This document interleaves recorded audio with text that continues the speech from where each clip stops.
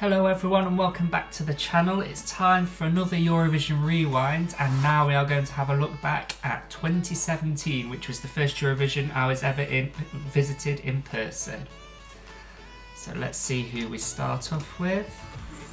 And it's San Marino. It's Valentina's fourth attempt, but unfortunately not doing very well there. I was shocked this one did so badly. Really good entry from Latvia after the couple of Aminata influenced entries. This Slovenia one wasn't for me. I think this was the year Be Cool were in the national selection, and that should have definitely won there. I think Lithuania had a strong selection in this year as well, but this wasn't the right winner. It's got quite an interesting vibe to it though. Claudia finally made it for Malta. It's a nice country-tinged ballad, but unsurprisingly didn't do too well. Montenegro with something very different here. Not my cup of tea, but it was nice to see him on X Factor after this. Iceland with Svala. Good song, but unfortunately the staging just a little bit empty. Macedonia was a big fan favourite. Unfortunately let down a bit by the staging, I think. Fantastic vocals from Lindita. And there's some nice use of the backdrop here, some very nice images, but yeah, unfortunately not making it through. Czech Republic, another one not making it through. But I really like this ballad as well. So there was a lot of ballads in this year by the looks of it. Verona, big fan favourite. Lots of people were surprised when this didn't qualify. I was as well.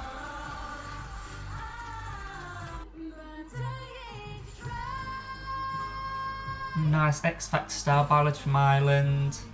But yeah, nothing extraordinary. I was never too keen on this one, but I know a lot of Eurovision fans were, and it was a surprise when it didn't qualify. Switzerland is one of my favourites. I loved Time Bell's first entry a couple of years before, and now they finally made it to Eurovision. Serbia with an up-tempo pop track. It's solid, but nothing amazing. Great ballad from Georgia. But yeah, another ballad, and it gets lost in the sea of them, unfortunately. Now we're into the final, and we have last place with Spain. Yeah, I wanted Morella to win. This is nice on studio version, but yeah, just falls flat live. It's a nice entry from Germany, but once again, nice, doesn't bring in the big points. This is one of my least favourite Ukrainian entries. It was nice that they took a bit of a risk though as a host nation. I was a big fan of this Israeli entry. It was one of my favourites all the way through the national finals season. And good performance, live on stage, glad it got to the final. Poland had a bit of a Love Wave vibe to it. It does get stuck in your head, even though it's not really got a big chorus. Cyprus continuing their run of qualifications. Really good staging of this one, and I think that's what helped to get to the final. Anya really should have got to Eurovision with her entry the year before, but I'm glad she got there with her entry in 2017 as well. Nice Cascada-esque entry from Greece. I liked this one. I thought it'd do a little bit better though. Next up, Armenia.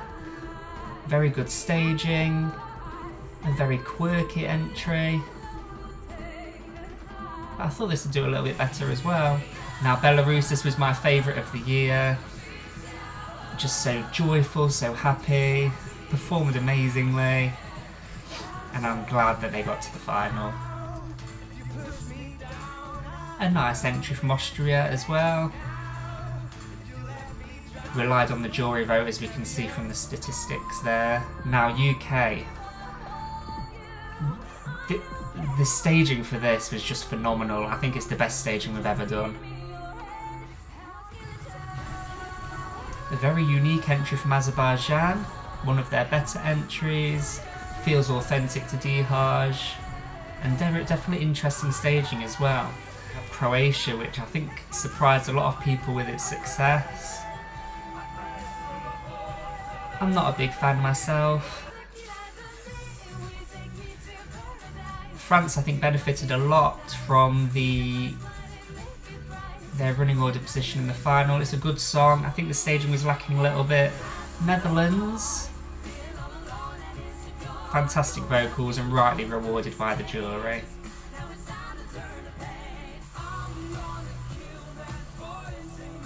A very chart-friendly entry from Norway.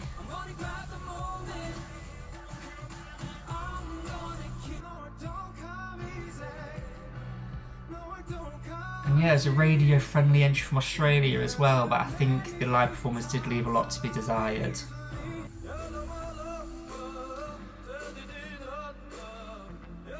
Different entry from Hungary here. I preferred the song he came back with in 2019 that didn't qualify to this one. Now Yodeli, definitely one of the most memorable entries from recent years. I'm glad he got such a big televote score. Now Italy, which was the big pre-contest favourite.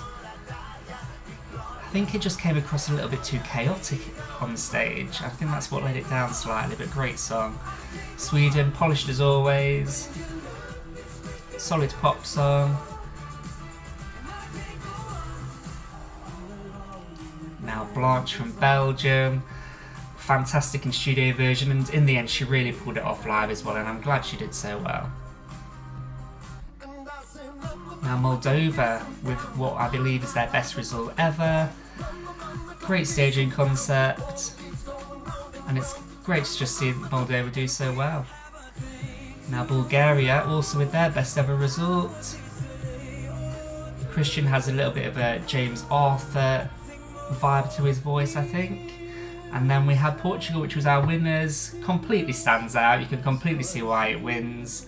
And even though if you're not a fan of this jazz style music, you're still drawn in by the performance. So that's our recap of the 2017 Eurovision Song Contest, and as last time we'll be running a little vote, so make sure you vote down below, and I'll see you next time for another Eurovision Rewind. Bye bye.